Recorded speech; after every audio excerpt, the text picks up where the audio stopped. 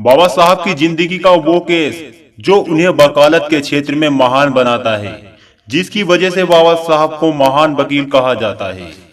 यह एक सच्ची कहानी है दोस्तों, उस महान दलित चमार की, जिन्हें आज पूरा दलित समाज अपने भगवान मानकर पूजा करता है। तो मित्रों, वीडियो को पूरा देखिएगा।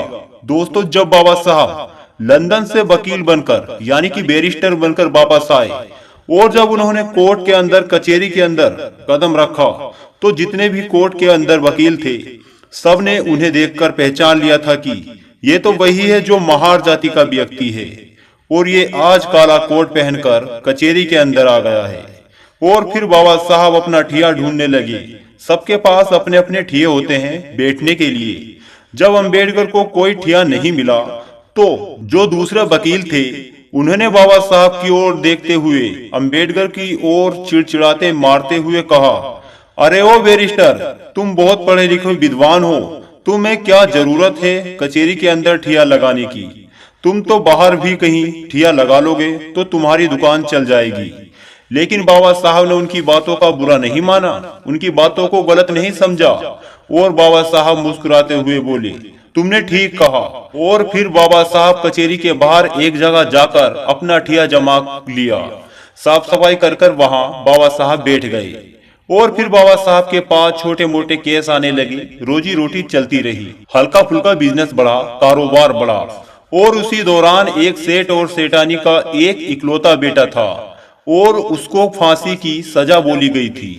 वो सेठ और सेठानी पूरी मुंबई में ऐसा कोई वकील नहीं छोड़ा जिसके पास ना घूमे, जिसके पास भी जाते, जिसको वो फाइल दिखाते अपने बच्चे की, वो मना कर देता कि तुम्हारा बच्चा नहीं बच पाएगा। फिर वो सेठ पूरी मुंबई घूमता घूमता उसी कचहरी के अंदर पहुंचा जिस कचहरी के बाहर बाबा साहब बैठे हुए थे। और जब उस कचहरी के अंदर उस सेठ ने अपने बच्चे की फाइल को दिखाया, तो किसी भी वकील ने उसकी फाइल लेने से मना कर दिया कि इसमें कुछ नहीं हो सकता, तुम्हारे बच्चे को कोई नहीं बचा सकता। उसके बाद सभी वकीलों ने बाबा साहब को चिढ़ाते हुए कहा, अरे सेठ, तुम्हारा केस तो वो लड़ेगा जो वहां बाहर बैठा हुआ है महार जाति का व्यक्ति। वो बहुत विद्वान है, वो पढ़ लिख कर आया है।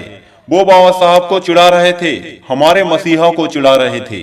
और फिर जब सेठ ने सुना, तो सेठ वहीं पहुंचा जहां बाबा साहब बैठे हुए थे। और फिर सेठ बाबा जी के पैरों में लौट गया और बोला, हे बैरिस्टर, ये बाबा साहब, मेरे बच्चे को बचा लो। तो बाबा साहब ने बोला, सेठ उठो, मैं क्या कर सकता हूँ, मैं क्या मदद करूंगा? फाइल तुमने किसी और व्यक्तियों, वकीलों को दिखाई होगी, उनके पास जाओ, मेरे पास क्या करने आए हो? मैं क्या मदद करूंगा? मैं तो महार दलित जाति का हूँ, नीच जाति का हूँ, मैं क्या कर सकता हूँ? फिर सेठ ने बाबा साहब की शक्ल देखकर बोले कि नहीं, अगर मेरे बच्चे को कोई बचा सकता है तो वो आप बचा सकते हो, वरना पूरी दुनिया की ताकत नहीं बचा सकती। ये मैं आपका चेहरा पढ़कर बता रहा हूँ। अगर आज मेरे बेटे को फांसी लग गई तो उसकी माँ उसकी याद में मर जाएगी। मेरे घर से 2 लाशें निकलेंगी बाबा साहब, 2 लाशें।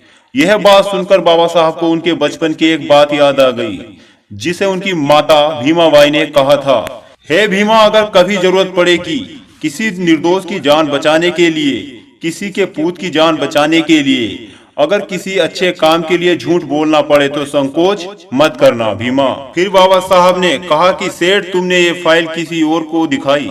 फिर सेठ बोला, ये फाइल मैंने सभी जगह दिखाई। इस फाइल पर मैंने इतना पैसा खर्च किया जो कोई दूसरा व्यक्ति नहीं कर सकता। आप बाबा साहब, मेरे बच्चे को बचा लो।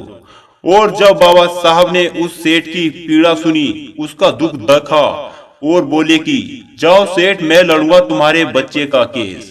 फिर बाबा साहब ने उस केस में अपनी सारी मेहनत लगा दी और दिमाग के साथ वो केस लड़ा। फिर कुछ दिनों के बाद बाबा साहब वो केस जीत गए और उस सेठ के बच्चे को बचा लिया। यह देखकर कचहरी के सभी वकीलों का सर नीचे झुक गया। फिर बाबा साहब बोले कि लो सेठ, मैंने तुम्हारे बच्चे को बचा लिया।